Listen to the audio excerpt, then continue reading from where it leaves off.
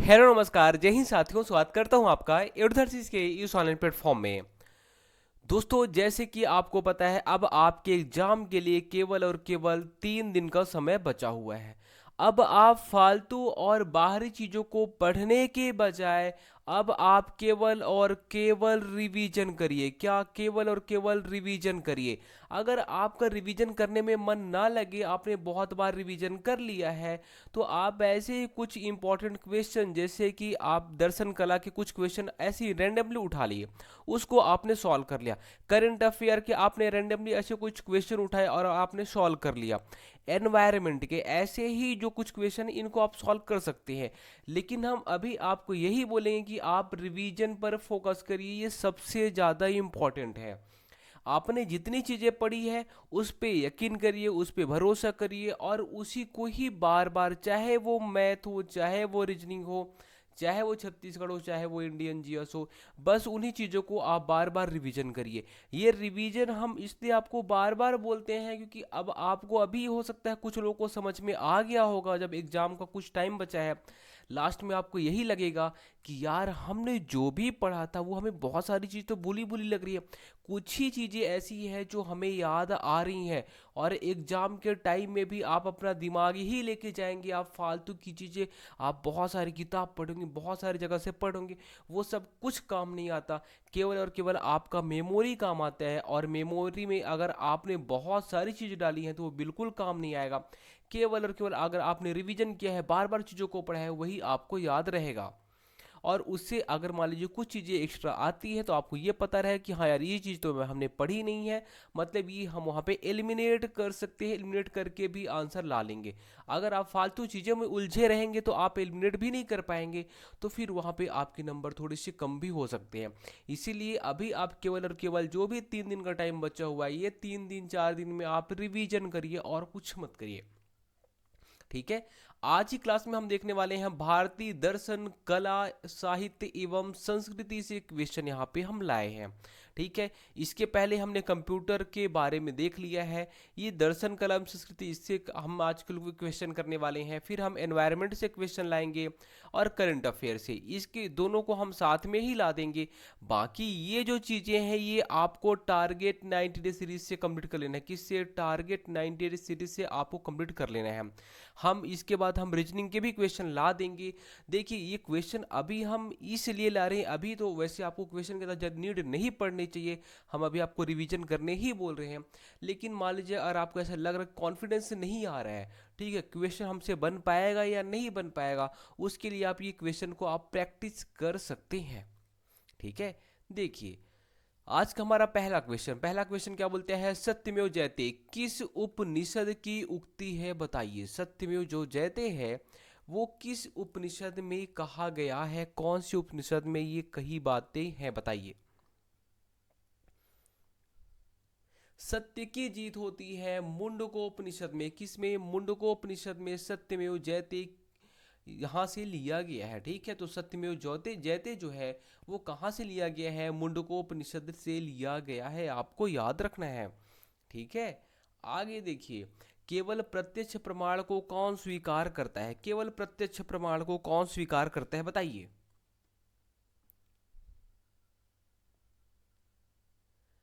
इसका जो सही जवाब हो जाएगा, वो हो जाएगा ऑप्शन बी, चारवाक। चारवाक क्या करते हैं? बोलेंगे भौतिकवादी थे। ठीक है। वो प्रत्यक्ष प्रमाण को स्वीकार करते हैं, जो चीजें हमें दिख रही हैं वही सब कुछ है, जो जिसे हम जानते नहीं, ना तो आत्मा, परमात्मा, ये सब चीजें हम नहीं मानते, तो वो अप्रत्यक्ष वाली चीजों की। प्रत्यक्ष चीजों को कौन स्वीकार कर रहा था? तो चारवाक, आपको याद रखना है। चलिए, आप ये बताइए कि न्याय, जो न्याय दर्शन था, उसके प्रतिपादक बताइए। आप बताइए। वैशेषिक, वैशेषिक जो दर्शन था, उसके प्रतिपादक बताइए। वैशेषिक के प्रतिपादक, न्याय के प्रतिपादक, आप सांख्य के प्रतिपादक बताएंगे। जो सांख्य दर्शन था, उसके प्रतिपादक बताइए। आप बताएंगे योग के प्रतिपादक, योग के प्रतिपादक, और मीमांसा के प्रतिपादक बताइए। इतने इनकी जो दर्शन है, ये सारी दर्शन है, और इनके प्रतिपादक बताइए। मतलब उन्होंने इस दर्शन के बारे में किसने बताया है? एक और बचा था हमारा वेदांत दर्शन। कौन सा? वेदांत। ये कितने दर्शन हो गए? तो बोलेंगे टोटल 6 दर्शन हो गए। देखिए, 5 ये और ये, इसको हम षड दर्शन भी बोलते हैं। क्या बोलते हैं हम? षड दर्शन भी बोलते हैं। कौन सा दर्शन? षड दर्शन। और षड दर्शन किस में आते हैं? ये सारी की सारी चीजें आस्तिक दर्शन में आती हैं। किस में आती हैं? आस्तिक। आस्तिक हम किसे बोलते हैं? जो आत्मा परमात्मा भगवान को मानते हैं, जो वेदों में विश्वास करते हैं, उसे हम आस्तिक दर्शन बोलते हैं। चलिए बताइए, न्याय के प्रतिपादक कौन? कौन करेगा? गौतम न्याय करेंगे। कौन? गौतम न्याय करेंगे। फिर देखिए, वैशेषिक। वैशेषिक के परी प्रतिपादक कौन? बताइए। कौन? कणाद। कौन? कणाद। चलिए, सांख्य के बताइए। सांख्य आपने क्या गिना था? कपिल। बंदर आपने गिना था, तो सांख्य के हो जाएंगे कपिल। उसके बाद आप बताइए योग। पतंजलि। क्या? पतंजलि। उसके बाद देखिए, आप मीमांसा का बताइए। मीमांसा के प्रतिपादक कौन? देखिए, इसमें भी दो मीमांसा है। कितने? दो मीमांसा। अगर आपसे पूर्व मीमांसा बोलते हैं, पूर्व मीमांसा, तो उसे, उसकी जो प्रतिपादक हैं उन्हें हम बोलते हैं जैमिनी। क्या बोलते हैं? जैमिनी। ठीक है। और वही का अगर आपसे उत्तर मीमांसा बोलते हैं, क्या? उत्तर मीमांसा, जिसे हम वेदांत भी बोलते हैं, तो उत्तर मीमांसा के जो प्रतिपादक हैं, या फिर वेदांत के जो प्रतिपादक हैं, वो आपको नाम याद रखना है, बदरायण। क्या? बदरायण। चलिए, बदरायण। रायण। ठीक है, ये आपको याद रखना है। चलिए आगे। तमसो माँ ज्योतिर्गमय कथन है मूलतः। बताइए, तमसो माँ ज्योतिर्गमय जो कथन है, ये कहाँ से लिया गया है? बताइए, कहाँ से लिया गया है? उपनिषदों से लिया गया है। कहाँ से? उपनिषद। उपनिषद का अर्थ क्या होता है? समीप में बैठना। क्या? समीप में बैठना इसका अर्थ होता है। समीप में बैठना। ठीक है। पहले के टाइम में क्या करते थे? तो देखिए, जो स्टूडेंट रहते थे, वो गुरु के पैर के पास में जाके बैठते थे, और जो आचार्य हुआ करते थे, वो शिक्षा दिया करते थे। ठीक है। तो समीप में बैठना उपनिषद का अर्थ होता है। ठीक है। चलिए, उसके बाद, अधोलिखित में से कौन सा एक गीता का मुख्य शिक्षा है? गीता का मुख्य शिक्षा बताइए कौन सा है? गीता का मुख्य शिक्षा, इसका जो सही जवाब हो जाएगा वो हो जाएगा कौन सा? निष्काम कर्म योग। मतलब आप कर्म करते जाइए, उसकी फल की चिंता मत करिए। निष्काम कर्म योग। ठीक है। तो गीता की जो मुख्य शिक्षा है वो है निष्काम कर्म योग। आप इस दोनों में डाउट में आ जाएंगे। निष्काम मतलब बिना फल की चिंता के आपको कर्म करते जाना है, और यही आपको अब एग्जाम के टाइम में भी करना है। क्षणिकवाद का प्रतिपादन किसने किया? बताइए।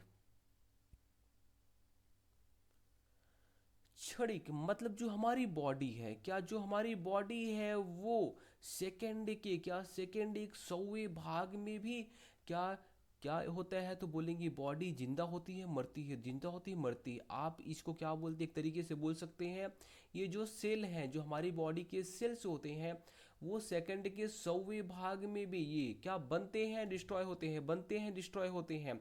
ये किसने बताया? बोलेंगे गौतम बुद्ध जी ने बताया। ये तो अभी साइंटिस्ट लोग तो अभी बता रहे हैं कि भाई कोशिका होती है, ये होता है, वो होता है, फलाना ढिमका। ये सारी चीजें सोची कि अभी हमारे दार्शनिक जो लोग थे, जैसे गौतम बुद्ध जी लोग थे, इन्होंने सोची कि अभी से 2000 साल, कितना, 2000 2500 साल पहले ही बता दिए थे। बताइए, है ना? तो गौतम बुद्ध ने क्षणिकवाद का प्रतिपादन किया। अगर आपसे स्यादवाद पूछता है, क्या स्यादवाद का प्रतिपादन किसने किया, तो आप बोलेंगे जैन धर्म में। ये किससे संबंधित है? जो स्यादवाद है वो जैन धर्म से संबंधित था। किसे? जैन धर्म से संबंधित। क्षणिकवाद तो बुद्ध से या फिर बौद्ध धर्म से संबंधित था। आगे देखिए, अद्वैत दर्शन के संस्थापक बताइए। अद्वैत दर्शन के संस्थापक इंपॉर्टेंट है। इसका जो सही जवाब हो जाएगा वो हो जाएगा ऑप्शन ए, शंकराचार्य। शंकराचार्य जी जो है वो अद्वैत अद्वैत दर्शन के संस्थापक थे। आपको याद रखना है। फिर उसके बाद देखिए, न्याय दर्शन के प्रवर्तक कौन? हमने अभी आपको बता दिया है। न्याय कौन करेगा? गौतम। कौन? गौतम। और सांख्य का कपिल। उसके बाद देखिए विशिष्टाद्वैत दर्शन किस आचार्य से संबंधित है? विशिष्टाद्वैत दर्शन किस आचार्य से संबंधित है बताइए। सही जवाब जो हो जाएगा वो हो जाएगा ऑप्शन सी, रामानुजाचार्य। फिर चलिए देखिए, जैन धर्म के अनुसार निम्नलिखित सिद्धांत का त्रिरत्न नहीं है। देखिए देखिए वैसे जो त्रिरत्न है वो दो दर्शन में बोला गया है। एक बार ये पीएससी में पूछ लिया था और पीएससी में बोला कि जो त्रिरत्न है वो उसकी जो संकल्पना है वो किस में कही गई है, जैन दर्शन में या फिर बौद्ध धर्म में, जैन या बौद्ध धर्म में। तो बोलेंगे जैन धर्म में भी कहा गया है, बौद्ध धर्म में भी। अब बौद्ध में किसे बोलते हैं त्रिरत्न? तो बोलेंगे बुद्ध और बुद्ध संघ, है ना, बुद्ध धम्म और संघ। बुद्ध धम्म और संघ ये त्रिरत्न होते हैं किसमें? तो आप बोलेंगे बौद्ध धर्म में। जैन धर्म में क्या होता है बताइए। आप बताइए इसमें से कौन सा सही है कौन सा गलत। त्रिरत्न का नहीं है बोल रहा है जैन धर्म का। सम्यक दर्शन बिल्कुल सही है, सम्यक चरित्र बिल्कुल सही है, सम्यक सूत्र ऐसा कुछ होता नहीं है, सम्यक ज्ञान होता है, सम्यक सूत्र नहीं होता। तो ये तीनों जैन दर्शन में आ जाएंगे। ऑप्शन यहाँ पे देखिए, यहाँ पे होना चाहिए बी, यहाँ पे सी। तो सूत्र नहीं होता, ये आपको याद रखना है। आगे देखिए, ऋग्वेद वैदिक संस्कृत में मंत्रों का एक संग्रह है। अब बताइए कितने मंत्रों का एक संग्रह है ऋग्वेद, बताइए। इजी सा क्वेश्चन है, आपने इसको हिस्ट्री में पढ़ा होगा। इसका सही जवाब हो जाएगा 1028। भगवत गीता अंश है। भगवत गीता किसका अंश है? और भगवत गीता में ही तो कहा गया है, क्या कहा गया है? पुलिस का आदर्श वाक्य। पुलिस का आदर्श वाक्य क्या है? परित्राणाय साधु नाम। क्या है? परित्राणाय साधु नाम। क्या? परित्राणाय साधु नाम। ठीक है, सीजी पुलिस का आदर्श वाक्य। चलिए देखिए, ये किसका अंश है? भगवत गीता किसका अंश है? भाई साहब महाभारत का अंश है। किसका? महाभारत का अंश है। आगे देखिए, वैशेषिक दर्शन के प्रणेता ऋषि का नाम। वैशेषिक दर्शन के प्रणेता या फिर ऋषि का नाम बताइए। इसको हमने अभी आपको बताया था, आज की ही क्लास में बताया है। सही जवाब हो जाएगा ऑप्शन ए, कणाद। क्या? कणाद। अनात्मवाद सिद्धांत है, बताइए अनात्मवाद किसका सिद्धांत है? सांख्य का, वेदांत का, बौद्ध दर्शन का या फिर जैन दर्शन का? मतलब आत्मा जैसी चीजें नहीं होती। क्या? अनात्मवाद सिद्धांत बताइए किसका है?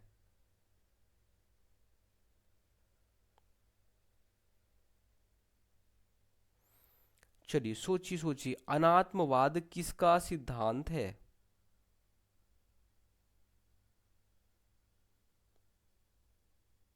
मतलब आत्मा नहीं होती, जो हम आत्मा ये सब चीज मानते हैं वो ये सब चीजें नहीं होती। अब बताइए किसका है?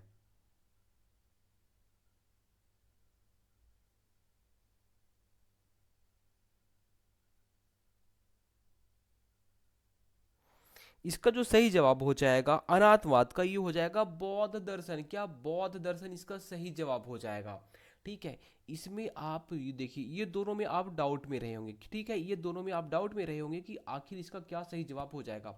बौद्ध दर्शन इसका सही जवाब हो जाएगा। मतलब हम आत्मा को नहीं मानते, आत्मा वगैरह जो चीजें होती हैं वो सब नहीं होती। फिर देखिए, जैन धर्म की स्थापना किसने किया था?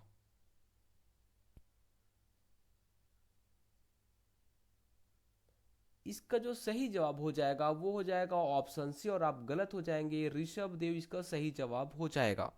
ठीक है, चलिए आगे देखिए, पाशुपत संप्रदाय के संस्थापक कौन थे? ये अभी एडीओ में आया हुआ क्वेश्चन है। क्या? एडीईओ में आया हुआ क्वेश्चन, आई थिंक यही एडीओ के एग्जाम में ही आया था ये क्वेश्चन। पाशुपत संप्रदाय के संस्थापक कौन थे? बताइए बताइए बताइए, सोचिए, याद करिए।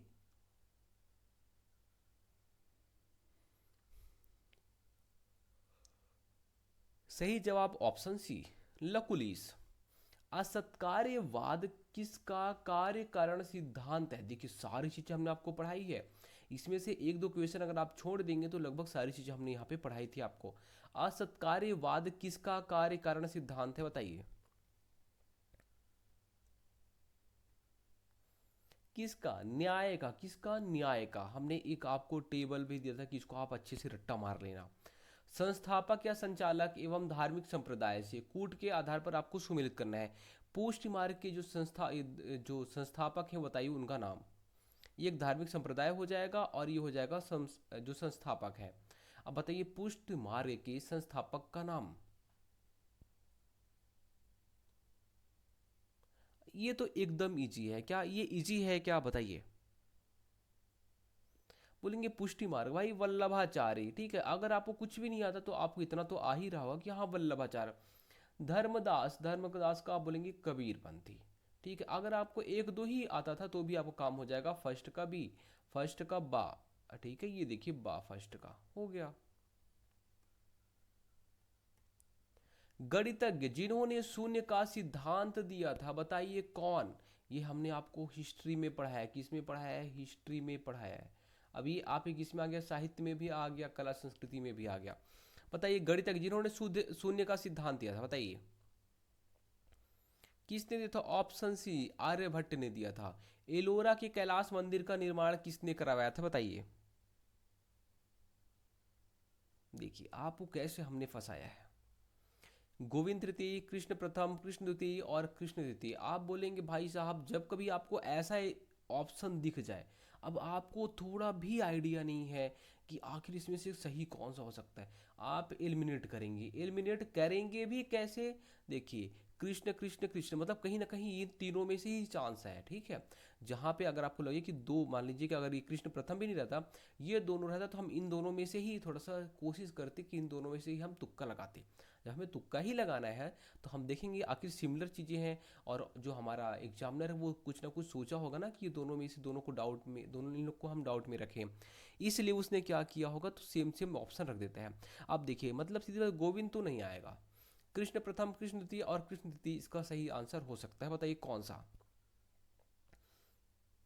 इसका जो सही जवाब हो जाएगा वो हो जाएगा कृष्ण प्रथम। क्या कृष्ण प्रथम ने एलोरा का कैलाश मंदिर का निर्माण करवाया था? अजंता की गुफाएं निम्नलिखित की कहानी दर्शाती हैं। जो अजंता की गुफाएं हैं कौन सी कहानी दर्शाती हैं? बौद्ध धर्म, जैन, सिख और ईसाई। सही जवाब हो जाएगा ऑप्शन ए, बौद्ध धर्म की जो कहानियां हैं उसको दर्शाती हैं। मोढेरा का सूर्य मंदिर, क्या मोढेरा का सूर्य मंदिर किस राज्य में स्थित है? बताइए।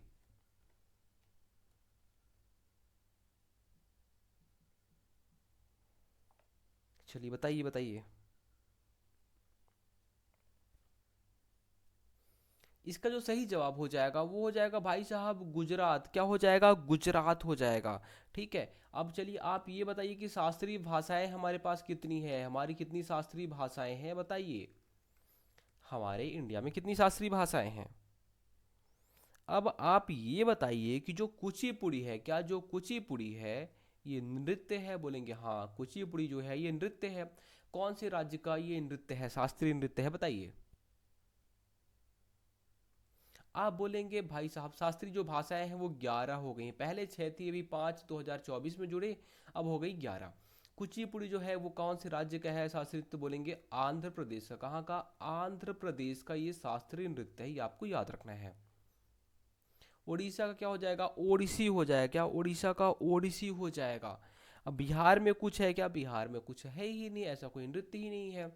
ठीक है, शास्त्रीय नृत्य की बात हो रही है। राज तरंगड़ी का लेखक निम्नलिखित में से कौन था? बताइए। राज तरंगी तरंगड़ी के लेखक।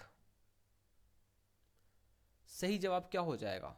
सही जवाब हो जाएगा ऑप्शन ए, कल्हड़। कौन? कल्हड़ ने राज तरंगड़ी लिखा था, ये आपको याद रखना है। ठीक है, अब चलिए आप ये बताइए कि ये जो मंदिर है, कुछ कुछ मैं मंदिर आपसे पूछने वाला हूँ। जैसे कि जो कोणार्क मंदिर है, कौन सा? उड़ीसा का कोणार्क मंदिर। और जो उड़ीसा का कोणार्क मंदिर है वो कौन सी शैली में बना हुआ है? मोढेरा का भी अपने सूर्य मंदिर पढ़ा था? बोलेंगे हाँ मोढेरा का मैंने सूर्य मंदिर अभी देखा था। मोढेरा का जो सूर्य मंदिर है, मोढेरा का सूर्य मंदिर ये कौन सी शैली में बना हुआ है? आप ये बताइए। भुवनेश्वर का लिंगराज मंदिर, बताइए भुवनेश्वर का लिंगराज मंदिर ये कौन सी शैली में बना हुआ है? बताइए। और जो जगन्नाथ मंदिर है ये कौन सी शैली में बना है, बताइए। ये आप चार बता दीजिए पहले तो। ये चारों मंदिरें हैं ये कौन सी शैली में बने हैं, ये नागर शैली में बने हैं। किस में बने हैं, नागर शैली में, आपको याद रखना है। चलिए आगे देखिए। बृहदेश्वर मंदिर जिसे हम राजा राजेश्वरम बोलते हैं, ठीक है, ये जहाँ कहाँ पे है, राजा राजेश्वरम में। कहाँ स्थित है बताइए। इसे कौन बनाया था, राजा राजेश्वर ने बनाया था। क्या राजा राजेश्वर ने बनाया था। अब आप ये बताइए कहाँ स्थित है ये बृहदेश्वर मंदिर जो है वो कहाँ स्थित है।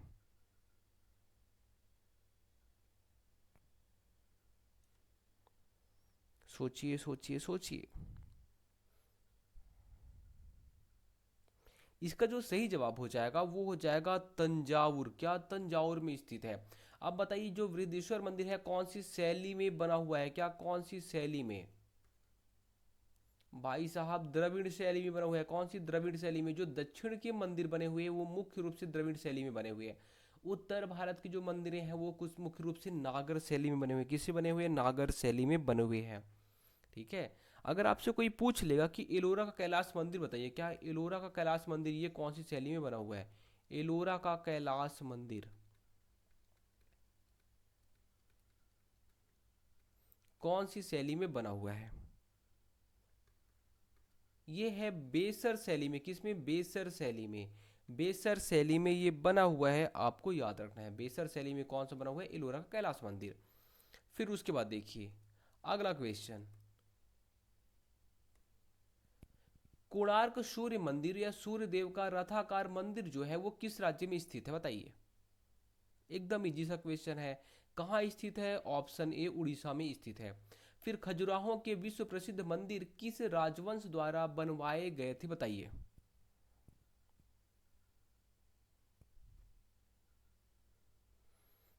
इसका जो सही जवाब हो जाएगा वो हो जाएगा, बताइए कौन सा हो सकता है। क्या मैं ए कर दूं। अगर आप ए बोल रहे हैं तो आप गलत हो जाएंगे, अगर आप बी बोल रहे हैं तो आप एकदम गलत हो जाएंगे। ऑप्शन सी सही जवाब हो जाएगा, चंदेल शासकों ने बनवाया था। छत्तीसगढ़ का खजुराहो, क्या बताने की जरूरत पड़ेगी। नहीं पढ़नी चाहिए। पढ़नी चाहिए क्या बोलेंगे, बिल्कुल नहीं पढ़नी चाहिए। ठीक है, ये तो आपको सबको पता होगा। ठीक है। अब बताइए जो अजंता और इलोरा की गुफा है, क्या अजंता और इलोरा की जो गुफा है वो कौन से राज्य में स्थित है। ऐसे क्वेश्चन आजकल एग्जाम में बन रहे हैं। कौन से राज्य में स्थित है, तो आप बोलेंगे सीधी सी बात है ये महाराष्ट्र में स्थित। कहाँ पे, महाराष्ट्र। और महाराष्ट्र के भी कहाँ पे, तो औरंगाबाद जिले में। कहाँ पे, औरंगाबाद जिले में। ठीक है। तो दोस्तों हमने कुछ इम्पॉर्टेंट कला संस्कृति एवं दर्शन के क्वेश्चन देख लिए हैं। अगली क्लास में हम कोशिश करेंगे आपको करंट के, किसके, करंट अफेयर के और साथ में इन्वायरमेंट के क्वेश्चन भी दे दें। ठीक है, तो आपका एक तरीके से सारा का सारा इक्वेशन फॉर्मेट भी तैयार हो जाएगा। Indian history, geography, polity, economics, ये सब चीज़ के लिए आप टारगेट 90 सीरीज फॉलो करेंगे तो आपके लिए बढ़िया रहेगा, क्योंकि हमने उसके लिए बहुत मेहनत किया है। आपको सारी चीज़ें वहीं पे मिल जाएंगी और आप देखेंगे क्वेश्चन भी वहीं से आएगा। ठीक है। तो वो हमने मेहनत किया है और आपने पहले भी उसको पढ़ चुका है, इसलिए हम दूसरी बार दोबारा क्लास इसीलिए नहीं ला रहे हैं। बाकी अगर आप बोलेंगे तो हम दूसरी बार भी क्लास ला देंगे कुछ इंपॉर्टेंट क्वेश्चन के साथ में। बट हम आपसे अभी यही रिक्वेस्ट करेंगे कि उसका जो पीडीएफ है वो टेलीग्राम चैनल में डला हुआ है। उन्हीं पीडीएफ को आप कुछ नहीं कर सकते, क्लास एक बार देख लिए, दो बार देख लिए, यही टेलीग्राम चैनल में आपको जाके वो पीडीएफ को डाउनलोड करना है और उसके बाद यही पीडीएफ को आपको बार बार इन्हीं क्वेश्चन को सॉल्व करना है। ठीक है। धन्यवाद।